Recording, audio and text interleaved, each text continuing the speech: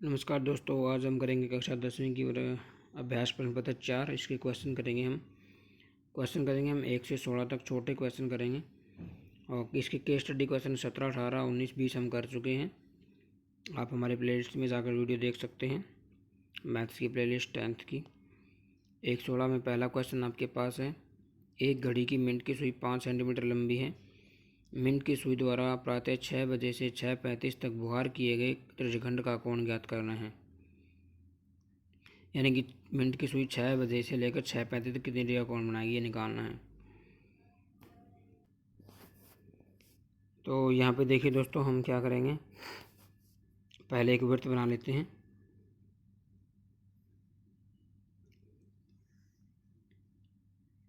थोड़ी सी नई ऐप है, ये सीखने में टाइम लगेगा। ये वृत्त हमने बना लिया है। ऊपर क्या होता है आपके पास 12, यहाँ नीचे कहीं पे 6 होता है, बिल्कुल नीचे। और ये मान लिया हमारी मिनट की सुई है, जो यहाँ घूम के 35 मिनट घूम के यहाँ पहुँचेगी। अब बताना ये एंगल कितना होगा। अब मुझे बताइए कि 60 मिनट में पूरी घूम जाती है ये, यानी 60 मिनट में कितनी डिग्री का एंगल बनाती है मिनट की सुई, 360 डिग्री का। उस नियम से हम करेंगे, 60 मिनट में 360 डिग्री का एंगल बनाएगी मिनट की सुई। 1 मिनट में कितने का बनाएगी, फिर 35 मिनट में निकाल लेंगे। 1 मिनट में बनाएगी 360/60, कम का बनाएगी, कम के लिए भाग 6 डिग्री का एंगल बना देगी। यानी 1 मिनट में 35 मिनट में बनाएगी। 1 मिनट में 6 डिग्री, 35 में कितने का 6 गुना में 35, तो कितना आंसर आ गया आपका 210 डिग्री का एंगल बनाएगी। ठीक है। नेक्स्ट क्वेश्चन आपके पास है।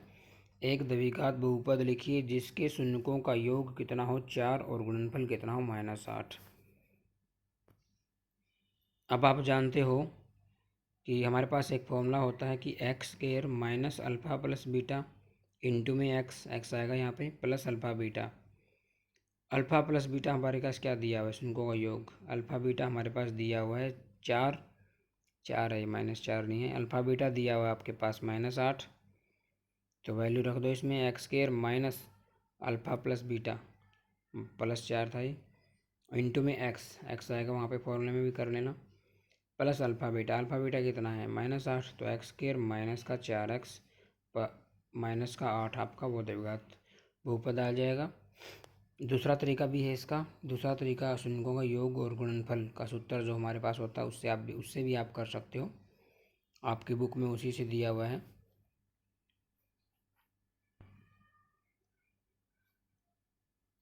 तो देखिए क्या होता है, वो अल्फ़ा प्लस बीटा होता है -b/a होता है। अल्फ़ा बीटा होता है जो आपके पास दिया हुआ है 4, नीचे 1 लिख लेंगे अपनी तरफ से।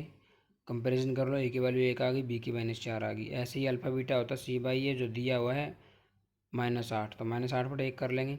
ए की वैल्यू तो वही 1 आ गई, सी की वैल्यू क्या आ गई आपके पास यहाँ कंपैरिजन से -8। मानक रूप हमारे पास क्या होता है, ax² plus bx plus c, ये सारी वैल्यू पुट कर दो उसमें। a की वैल्यू कितनी है 1 यानी x², b की वैल्यू कितनी है -4, माइनस का 4x हो जाएगा, c की वैल्यू -8। यही आपका था, उससे भी और इससे भी सेम ही आना है। नेक्स्ट आपके पास है दोस्तों, नेक्स्ट क्वेश्चन देखिए। क्वेश्चन नंबर तीसरा है। 134 97/1250 का 10वां निरूपण कितने स्थान बाद शांत होगा। कितने स्थान बाद शांत होगा ये निकालना है। जब भी ऐसा कोई क्वेश्चन आता है तो आपको हर जो संख्या है उसको 2 गुना 5 के रूप में लिख लो।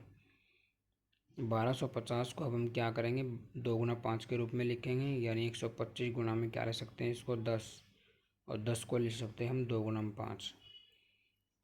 10 को लिख देंगे 2 गुना 5, 125 को 5 की पावर 3, ये कितना हो गया 5 की पावर 4 गुना में 2 की पावर 1। अब सबसे बड़ी पावर किसकी है, 5 की है। कितनी पावर है 4। तो ध्यान रखना, नीचे डायमीटर में जिसकी पावर बड़ी है, जितनी बड़ी है उतने स्थान बाद वो शांत हो जाएगा। तो ये 4 स्थान बाद शांत हो जाएगा।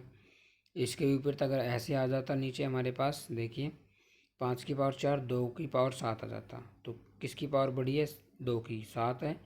जो पावर बड़ी है ना उतना ही आंसर, तो 7 स्थान बाद वो शांत होता। नेक्स्ट क्वेश्चन आपके पास है। HCF 510 और 92 का 2 दिया है, LCF ज्ञात करना दोनों का। HCF गुणा LCM क्या होता है, A गुणा B होता है। पहली संख्या गुणा दूसरी संख्या जो दी हुई है 510 और 92, 2 गुणा में LCM की वैल्यू निकालनी है, 2 सेट जाके भाग में हो जाएगा, यानी 510 गुणा 92/2 काट लो, 46 दूनी 92 और 46 गुणा में 510 कितना आंसर हो जाएगा आपके पास, ये मल्टीप्लाई कर लेना, वो आंसर आ जाएगा।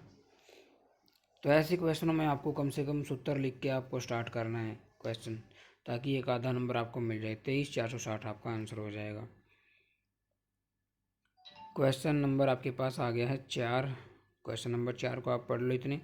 दर्शाइए कि रैखिक समीकरण युग्म 3x माइनस 5y बराबर 7 और 6x माइनस 10y बराबर 3 असंगत हल हैं। ये दर्शाना हमें। असंगत हल कब होगा? जब रेखाएं समांतर होगी और कोई हल नहीं होगा, यानी वो मिलती ना हो, तब असंगत हल होता है। बाकी दोनों केसेस में, अद्वितीय हल में, अनेक हल में संगत हल होता है। ये ध्यान रखिए आप। स्टैंडर्ड फॉर्म में लिख लेंगे इसको। स्टैंडर्ड फॉर्म में मतलब है राइट साइड 0। अब ए बी सी की वैल्यू ऊपर वाले में A1 B1 C1 होती है, नीचे की A2 B2 C2। जो x के साथ में वो A1 और नीचे वाला जो x के साथ में वो A2 होता है। A1/A2 कर लो 3/6, B1/B2 यानी -5/-10, C1/C2 यानी -7/-3। अब काट लो। पहले वाले की वैल्यू कटने के बाद क्या आ जाएगी? 1/2 आ जाएगी। दूसरे की वैल्यू भी क्या आ जाएगी? 1/2 और इधर 7/3 आ जाएगा। अब ये क्या आ गया? A1/A2 B1/B2 इक्वल है और इक्वल नहीं है C1/C2, यानी कोई हल नहीं आ गया, जो असंगत हल का केस होता है। हमने प्रूव कर दिया। नेक्स्ट क्वेश्चन देख लीजिए। क्वेश्चन नंबर 5 आपके पास आ गया है। 3 की पावर 3 है गुणा में 5 की पावर 4 है और 3 की पावर 4 गुणा 5 की पावर 2 का HCF आपको ज्ञात करना है। बहुत ही आसान कर दिया, पहले से दे दिए इसने भाज्य गुण के रूप में। बस आपको याद रखना है HCF क्या होता है। छोटी पावर होती है दोनों में। तो छोटी पावर क्या है? 3 की पावर 3 और पीछे वाले में छोटे की पावर क्या है? 5 की पावर 2। तो ये आंसर हो जाएगा आपका 3 की पावर 3 गुणा 5 की पावर 2। अगर इसी में अगर एलसीएम पूछ लेता तो क्या होता? बड़ी पावर, यानी बड़ी पावर क्या है? 3 की पावर 4 है और छोटी पावर बड़ी पावर क्या है? 5 की पावर 4। ये एलसीएम हो जाता। तो पावर का रूल भी आपको ध्यान रखना है HCF एलसीएम का।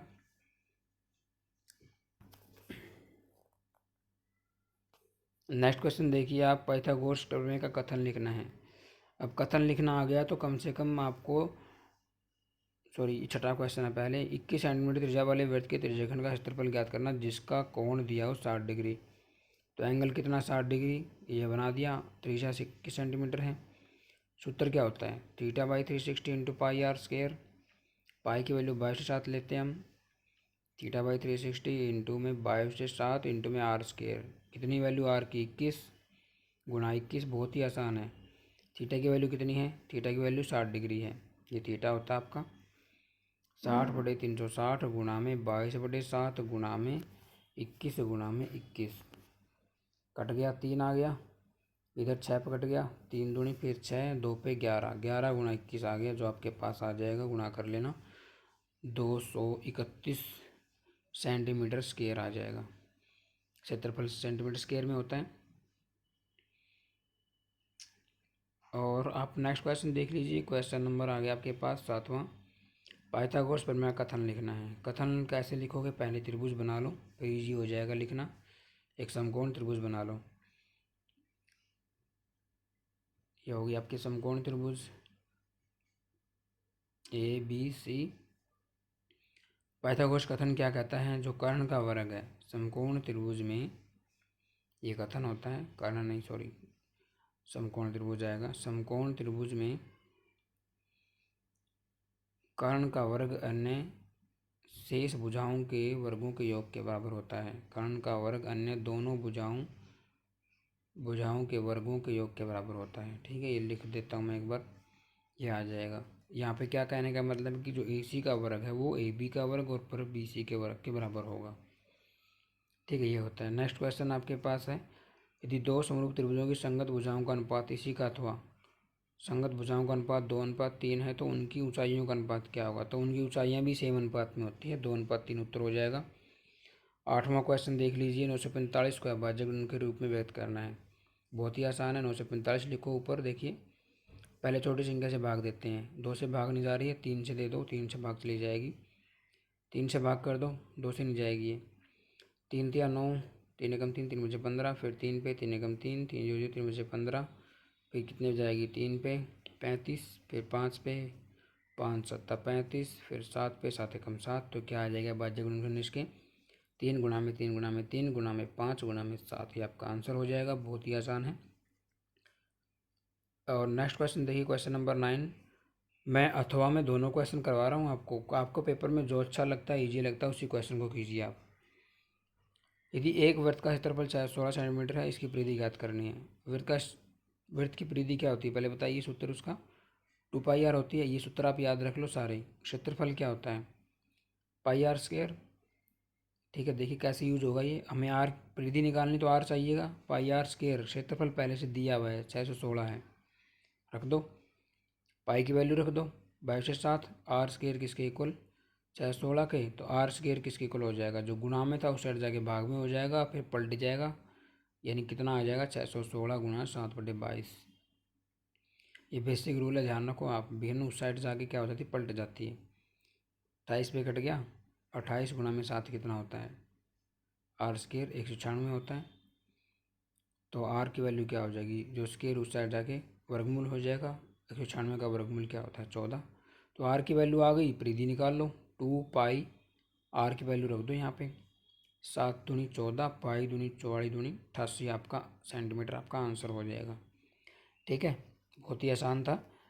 एक अर्धवृत्ताकार और नेक्स्ट है इसका, अथवा चांदे की परिधि ज्ञात करनी जिसका व्यास 14 सेंटीमीटर है। अब देखो इन्होंने बहुत अच्छा क्वेश्चन दे रखा है। परिधि का मतलब परिमाप। पूरे वृत्त की परिधि 2πr है, अर्धवृत्त की क्या हो जाएगी πr। लेकिन वही आंसर ख़त्म नहीं होगा। यहाँ पे देखिए, मैं आपको बता देता हूँ क्या फॉर्मूला बनेगा इसके परिमाप का, परिधि का। परिधि क्या हो जाएगी πr, लेकिन हम किसकी बात कर रहे हैं, सिर्फ इस कर्व की बात कर रहे हैं। जब परिमाप निकालेंगे साथ में इसका डी भी तो आएगा, तो πr + d इसका पूरा परिमाप होता है, ध्यान रखना। वृत्त का परिमाप 2πr होता है, इसका πr + d होता है। तो वैल्यू रख दो, आर की वैल्यू कितनी आ जाएगी, 14 सेंटीमीटर व्यास था तो 7 सेंटीमीटर आ जाएगी। डी की वैल्यू रख दो उधर से, 22 + 14 कितना आ गया 36 सेंटीमीटर इसका परिमाप आ जाएगा। तो ध्यान रखना इसका सूत्र क्या होता है, πr + d होता है, ये ध्यान रखना आपको। और नेक्स्ट क्वेश्चन आपके पास, क्वेश्चन अगले पेज पे देखिए, थोड़ा सेट कर लेते हैं इसको।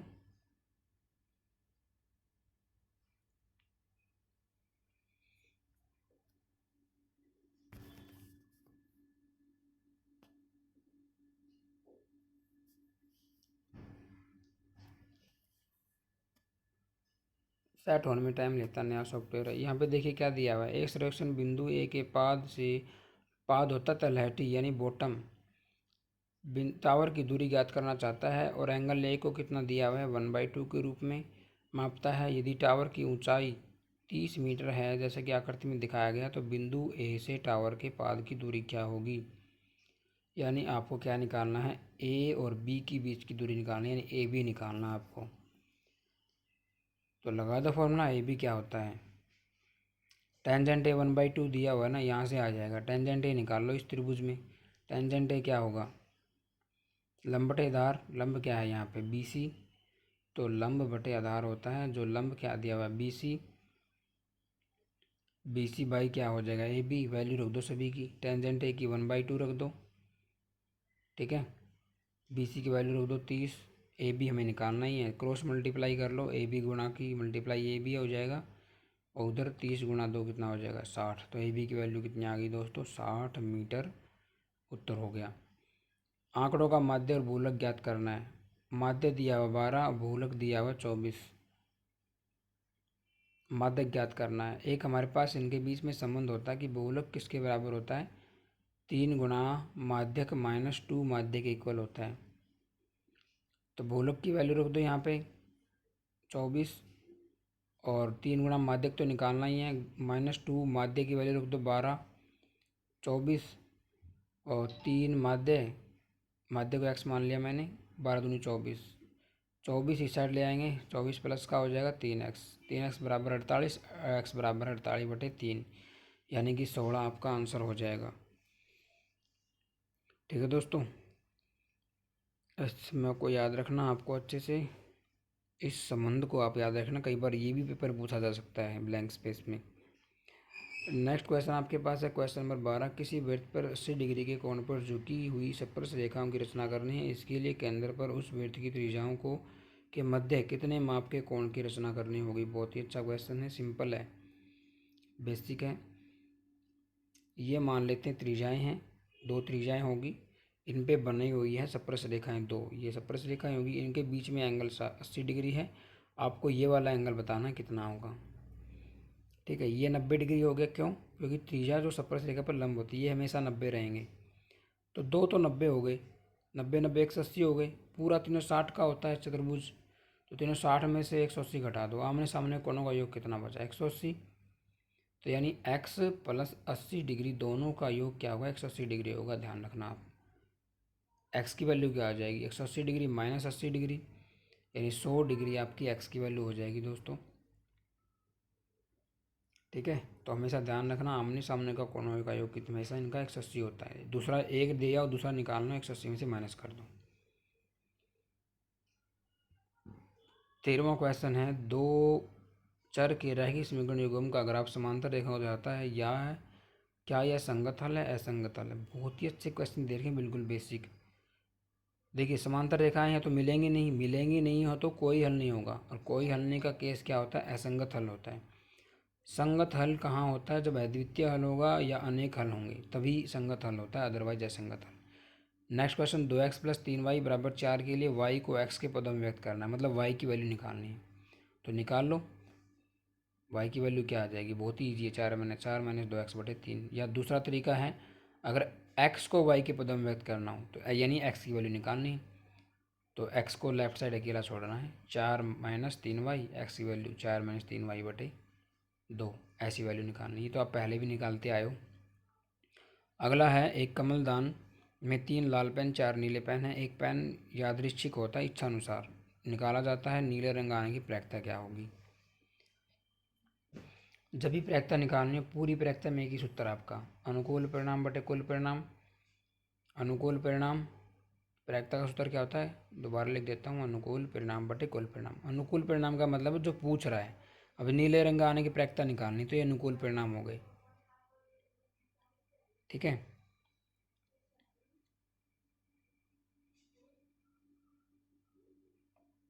तो अनुकूल परिणाम क्या हो जाएंगे इसमें? प्रश्नानुसार अनुकूल परिणाम हो जाएंगे नीले रंग के पेन। कितने नीले रंग के पेन? 4 ही तो है, तो वो 4 ही निकल सकते हैं। कुल परिणाम क्या हो जाएगा? जब भाई कमलदान में हाथ डालेंगे तो 4 नीले लाल पेन, कोई भी पेन आ सकता है, यानी कुल परिणाम हो गए 7। प्रायिकता क्या हो जाएगी? अनुकूल परिणाम बटे कुल परिणाम, यानी 4/7 उत्तर हो जाएगा आपका। एक पासे को एक बार फेंका जाता है, 3 के गुण जाने की प्रायिकता निकालनी है। पासे में कुल परिणाम क्या हो जाएंगे? ये डॉट डॉट होते हैं वो संख्याएं होती हैं, उन पर संख्या नहीं होती है, उनको संख्या मानते हैं हम। 1 2 3 4 5 6 कोई भी संख्या आ सकती है, पाँच से को उछालेंगे तो कुल परिणाम 6 हो गई। 3 का गुण जाने की प्रायिकता, यानी 3 के गुणज क्या है? 1 से 6 तक, 2 ही है, 3 और 6। गुणज का मतलब पहाड़ा, 3 के पहाड़े में 2 ही संख्याएँ आती हैं, यहाँ से 3 और 6, तो 2 हो गई। संख्या लिखनी जरूरी है बराबर में उसके। तो प्रायिकता क्या हो जाएगी? 2/6, यानी कि 1/3 आपका आंसर हो जाएगा। और नेक्स्ट क्वेश्चन देखिए, सेकंड लास्ट है ये, 15वां 16वां, 2 क्वेश्चन हो रहे हैं, इनमें अथवा नहीं है। अथवा वॉलम पेपर में एक क्वेश्चन करना है, ध्यान रखिए आप। एक टावर किसी पेड़ के पाद से 15 मीटर दूर है। मान लेते हैं टावर है AB, सी पे क्या है? पेड़ है। पाद का मतलब होता है तलहटी, बॉटम, नीचे का सिरा। यदि टावर की ऊंचाई 15 मीटर है, टावर यानी AB की ऊंचाई 15 दे रखी है, BC इनके पाद बिंदु से दूरी 15 दे रखी है। आपको निकालना है टावर के शीर्ष का उन्नयन कोण। ये उन्नयन कोण होता है अभी जो मैंने दर्शाया है। ठीक है, इसको मान लेते हैं थीटा, ये उन्नयन कोण है। और ऊपर वाला जो होता है ये अवनम कोण होता है दोस्तों, ये वाला। तो ये टेंजेंट थीटा वाला फॉर्मूला लगा देंगे। इस त्रिभुज में टेंजेंट थीटा क्या होगा? टेंजेंट थीटा होता है लंब बटे आधार। लंब क्या है? AB, आधार क्या है? BC। वैल्यू रख दो, टेंजेंट थीटा बराबर AB की वैल्यू 15, BC की वैल्यू भी 15। कट गया, कितना आ गया? राइट साइड में 1 आ गया। टेंजेंट थीटा 1 कब होता है? टेंजेंट 45 डिग्री पे। तो क्या आंसर आ जाएगा? थीटा की वैल्यू आ जाएगी 45 डिग्री। उत्तर हो जाएगा आपका। ऐसे निकालते हैं। नेक्स्ट क्वेश्चन देखिए, किसी घटना के घटने की प्रायिकता 0.68 है, उस घटना के नए घटने की प्रायिकता निकालनी है। मैंने आपको सूत्र लिखवाया था बोर्ड पे कि पी प्लस पी बार। पी का मतलब यहाँ प्रोबेबिलिटी से है, ई का मतलब इवेंट से, यानी प्रायिकता है ये घटना की। इसको इंग्लिश में पी दर्शाते हैं शॉर्ट फॉर्म में, ठीक है। और ये है नए घटने की प्रायिकता होगी, इस पर बार लिख दिया तो मैंने। दोनों का मान हमेशा एक होता है, यानी P E plus P E bar कितना होता है, एक। अभी आपके पास क्या दिया हुआ है, घटने की प्रायिकता यानी पी ई दिया हुआ है, पी की वैल्यू और पी ई की वैल्यू रख दो, और नए घटने की प्रायिकता यानी पी ई बार निकालना है। तो जब भी एक दिया हो दूसरा निकालना हो तो 1 में से माइनस कर दो, या ऐसे फॉर्मूले में रख के भी आप निकाल सकते हो।